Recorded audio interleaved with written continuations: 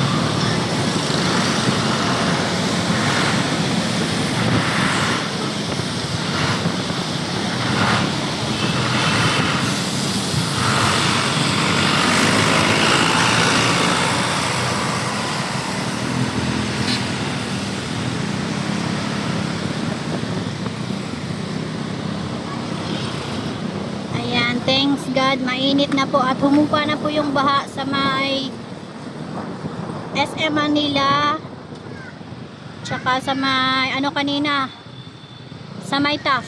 Yan po ang binabaha na lugar sa Maynila. Pero mabilis na po humupa ang baha ngayon, hindi tulad dati na talagang ang tagal po humupa.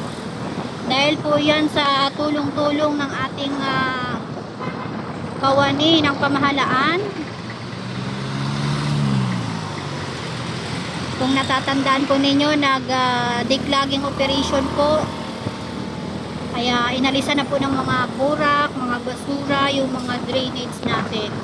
Kaya sa mga kababayan natin dyan, sana po yung ating mga basura itapon po natin sa tamang basurahan, kasi tayo din po ang mahihirapan pag may bagyo.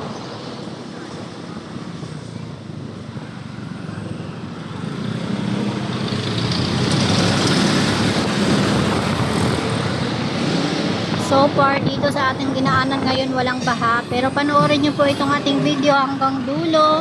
Sa mga hindi pa nag-subscribe sa ating channel, subscribe na kayo at i-click nyo na po yung notification bell natin para updated kayo palagi sa ating mga upload sa araw-araw. Araw-araw po tayong may upload dito sa ating YouTube, kaya syempre lahat ng mga pangyayari dito sa lungsod ng Maynila, yung ginagawa ng ating Yorme.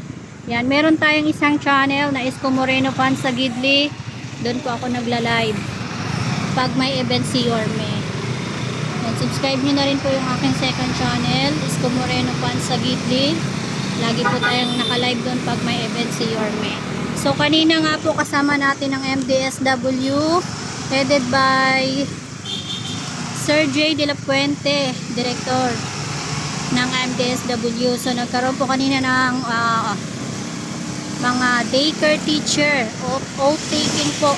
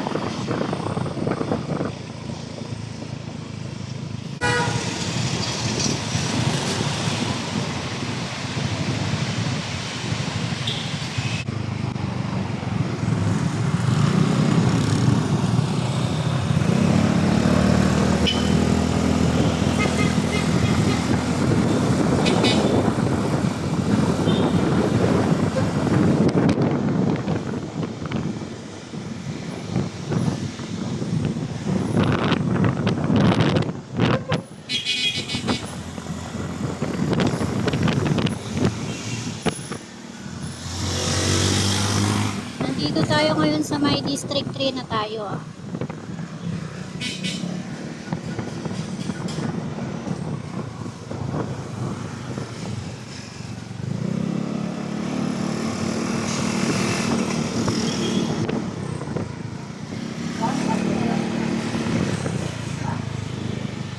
Barangay 348, Zone 35.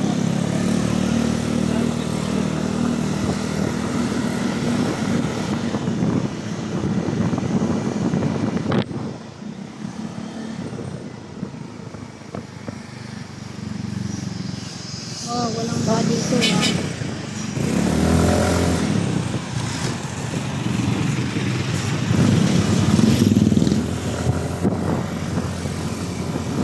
Ayos pala dito.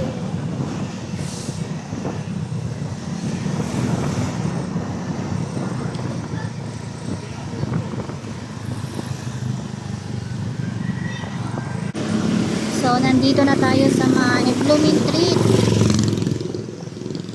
Ito po yung kiniklearing din po natin. Kasama natin ang Antigong Maynila. Headed by Tata Butch Bunkan. Namiss ko na si Tata Butch. Hindi pa natin nakasama kasi busy pa tayo kay Yorme. Shoutout sa mga Antigong Police. Headed by Tata Butch Bunkan.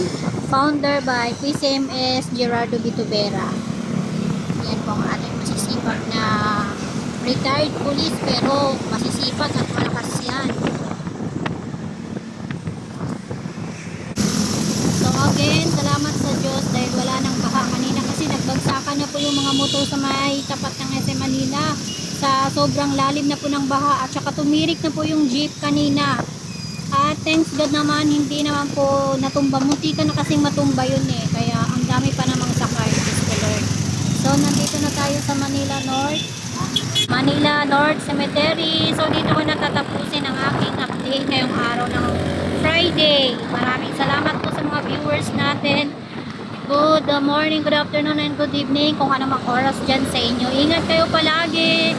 Hope to see you next upload. Subscribe po kayo kung hindi pa kayo nakapag-subscribe. Bye everyone and I love you all. Ingat kayo palagi dyan.